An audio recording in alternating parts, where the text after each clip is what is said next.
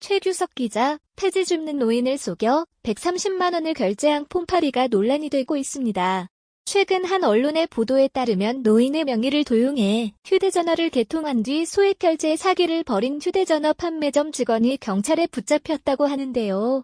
피의자는 게임 아이템 1천만 원어치를 구입하기 위해 IT 기기와 복잡한 계약서에 무지한 고령층을 대상으로 범행을 저지른 것으로 파악됐습니다. 피의자에게 당한 피해자 중 한 명은 폐지를 주워다 팔아 한 달에 고작 3만 원을 버는 88세의 노인인 것으로 밝혀져 네티즌들의 공분을 사고 있는데요. 이 노인은 최근 통장을 확인했다가 휴대전화 요금으로 130만 원이 넘게 빠져나간 것을 보고 깜짝 놀랐다고 합니다.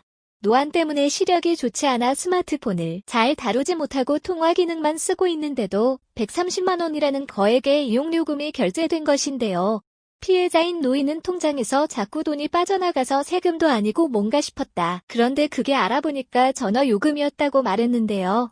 경찰 수사 결과 범인은 휴대전화 판매점 직원으로 이 직원은 복잡한 가입 서류를 잘 모르는 노인의 명의로 두 곳의 통신사에 가입을 했는데요. 개통된 휴대전화 하나는 노인에게 주고 나머지 하나는 자신이 챙겨 해당 휴대전화를 스마트폰 게임 속 아이템을 구입하는 데 사용했다고 합니다. 비슷한 피해를 본 피해자는 모두 5명으로 대부분이 70대 이상의 노인이었고 피해 금액은 약 1천만 원에 달한다고 하는데요.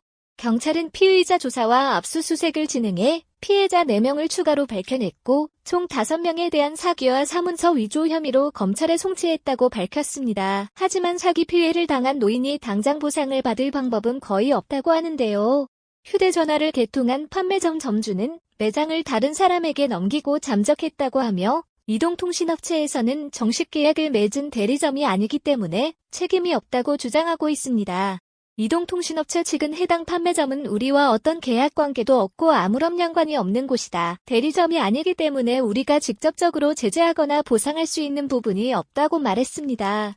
폐지를 주어 한 달에 3만 원가량을 버는 노인은 이렇게 130만 원의 피해를 입었지만 아무런 보상을 받지 못하고 있습니다. 이 뉴스를 접한 네티즌들은 가족과 친구도 이용해 먹는다는 폰파리 수준, 이 통사놈들 발뺌하는 거 보소, 벼룩의 간을 빼먹어라 나쁜 놈들아, 대한민국은 역시 사기공화국, 대리점에 불질렀던 할머니가 이해된다, 나도 한번 당한 적 있는데 이 통사에서 아무것도 안 해준 등의 반응을 보였습니다.